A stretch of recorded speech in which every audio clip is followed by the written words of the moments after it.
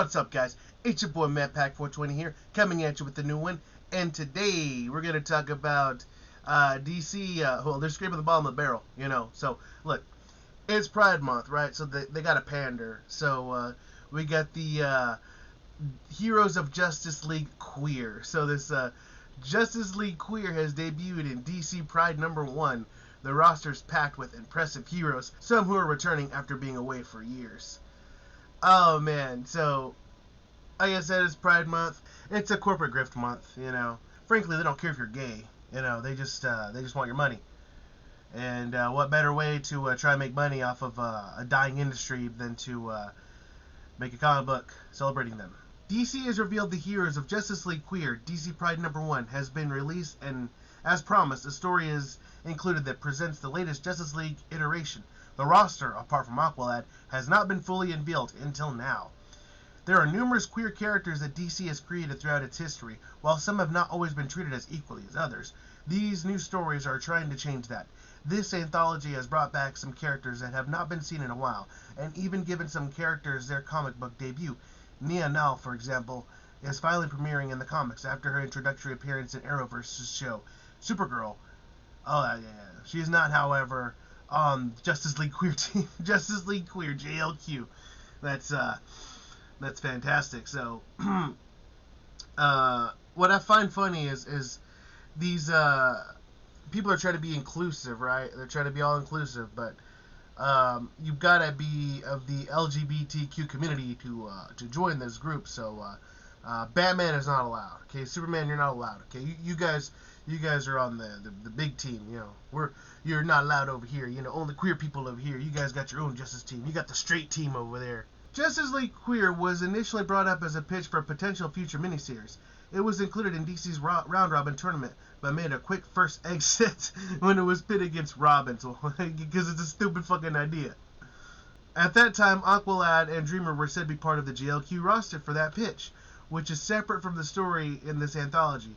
In addition to Jackson Hyde as Aqualad, the rest of the team includes Steel, the Airy, Wink, the Ray, Bunker, Batwoman, of course Batwoman, Crush, Extrano, Tasmanian Devil, Shining Knight, Midnighter, Apollo. I don't even know who the fuck any of these people are.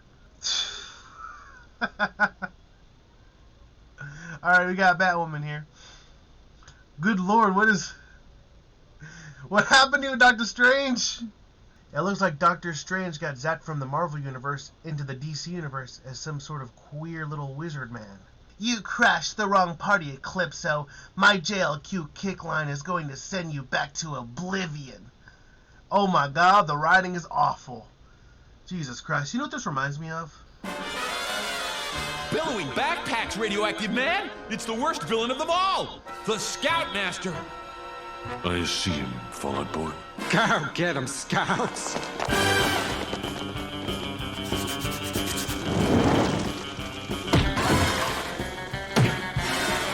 Don't be afraid to use your nails, boys! Love Life is JLQ's debut story. The creative team behind it is Andrew Wheeler, Luciano Vic. I don't give a fuck about none of these people. Who cares? No one cares. They're a bunch of activists. That's the problem with comic books these days. It is nothing but a bunch of fucking activists that are just want to self-insert and put a bunch of stupid stories that are just god-awful. I mean, they keep trying with terrible, shitty characters like Captain Marvel. They keep rebooting that bitch over and over and over and over and over, and nobody buys her comic because she sucks. Same thing with Ms. Marvel. They keep trying to shove that character down your throats. She is literally one of the lamest characters I've ever seen. Dude, her superpowers are lame as fuck. She's got like Mr. Fantastic hands that turn into Hulk hands. It's fucking stupid. That character is lame as fuck. These people are out of ideas and they're getting boring. I mean, seriously. We got a Black Superman movie, and it's not going to be Val Zod. It's going to be Kal-El. You already have a Black Superman. Okay, fine. It's a stupid idea, but you already have a Black Superman. Okay? As if all Kryptonians were white anyway. No, there were some black ones too. Okay? And instead of telling that story, which, again, is stupid as fuck, that's up there with Miles Morales Spider-Man, which, look, I like Miles Morales Spider-Man, but it's like, oh, Miles Morales Spider-Man, now we got to do our version of that shit and insert Black Superman and these other fucking tokenized characters. But yeah, I'm not gonna go through this because it's just another stupid fucking shit. But this article does point out that there was a black Superman, Val Zod, okay? But they're gonna go with Kal-El. I don't give a fuck about fucking black Kal-El. That's not Superman. Alright, whatever. Then we also got female Thor. Alright, they're putting that in Love and Thunder, the new Thor movie. Look, that comic book failed spectacularly. Okay, the female Thor comic, nobody bought that shit. No one cared about that shit. It was fucking god awful. And they're trying to adapt that to the movie. It's like, what is up with these people? Like, if it fails in the comic books, why are you gonna try it in the movies? Are you that bad about? Are you out of ideas that badly that you're gonna go ahead and rehash bad ideas? Oh, just because Taika Waititi is good at making movies. Alright, like, I like Taika Waititi even though he's a woke motherfucker, but all these people are woke motherfuckers. But look, he's done good work. But you're literally gonna give him a turd and tell him to polish it. Yeah, I made previous videos about how when these activists that get involved in comics or get involved in any kind of art, they don't know how to fucking write and they don't know how to art, basically. And when they do this shit, and I'm looking at this shit, and it looks like something I would do if I was trying to troll. And look, my girlfriend, she's really good at drawing shit. She's really good. So, if I went to her and said, hey, babe, I need you to make a troll comic full of like gay Justice League characters, and I need you to make it all stupid and goofy and totally not serious, she would draw something like this. She would draw these characters. She would make everyone obviously gay and obviously flaming. I'll be interested in seeing the numbers of this fucking comic book. Now, DC does things differently. I'm pretty sure it's probably going to be for like download. I don't think they do comic books anymore. But yeah, I'm interested in seeing how terribly this does, because let's be real, comic books, they're dying, they're dead. I haven't bought a comic book in fucking shit. Oh man, probably 6-7 years. I used to buy them all the time. I got stacks of comic books over here on the bookshelf. I'm talking stacks over here. Back in the day, my brother and me had boxes of this shit. We had X-Men and Spider-Man and Batman and just stacks on stacks on stacks. We had the Death of Superman issue. I even had that 9/11 Spider-Man issue where it had the completely black cover and it just had Amazing Spider-Man, and it was Spider-Man just going around rescuing people like from the aftermath of 9/11. That was a freaking cool comic, man, to insert Spider-Man in such an event like that. We don't get good writing like that anymore. We don't get good shit, X-Men in the 90s was peak shit, man. My brother, and I've mentioned this before, my brother, he's gay, and he was able to relate to the X-Men comics.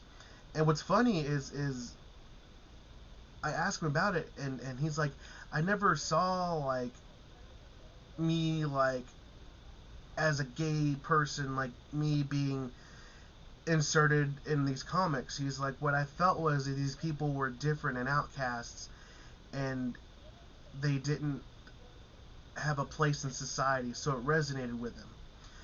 And as time has gone on, and gay people have more and more of a place in society, and now it's getting to the point where they're getting pandered to, and it's getting annoying, as he's told me.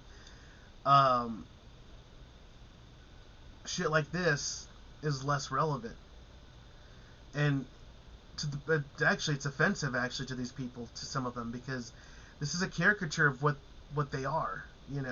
Not all gay people are flaming people like this. They don't all look ridiculous like that. There are gay people that you wouldn't even know are gay. They just exist. But like I said, these activists don't know what they're doing. It comes off as a fucking troll job. And I showed my brother this, and he's like, "This is fucking stupid. I don't care about this." He's like, he hasn't bought a comic book in probably longer than I have. And these stories these people write are not relevant anymore. They're just god-awful piece of shit writing. They're stupid.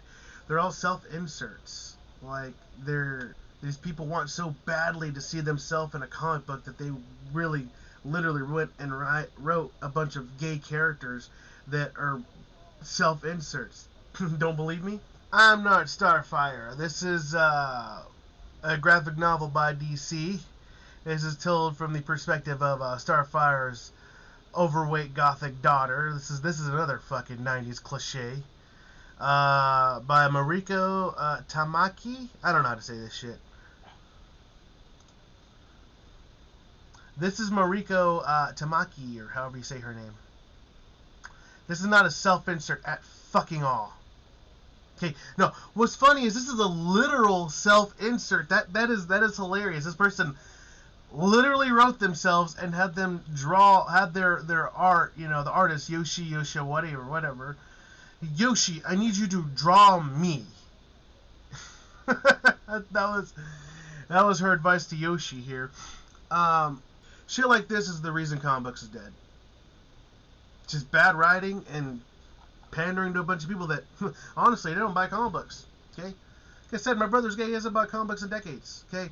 People like me haven't bought comic books in, like I said, 7, 8 years. I don't know. It's been a while.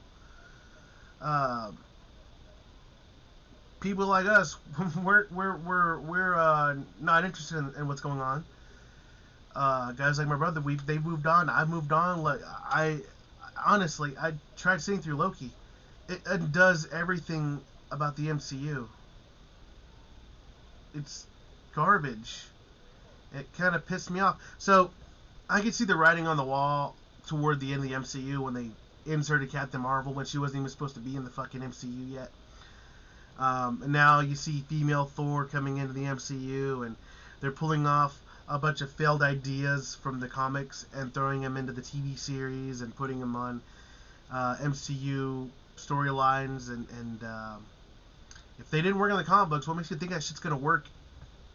You know, in TV or streaming or the movies? Like, it's not. You know. I'm interested in the new Spider-Man because from what I hear, it's going to be some kind of crazy multiverse with all the different Spider-Mans from all the different movies, like the Sony movies, like Andrew Garfield and, you know, Tobey Maguire is supposed to be in it. But I'm interested in that, but I don't want to watch any more Loki.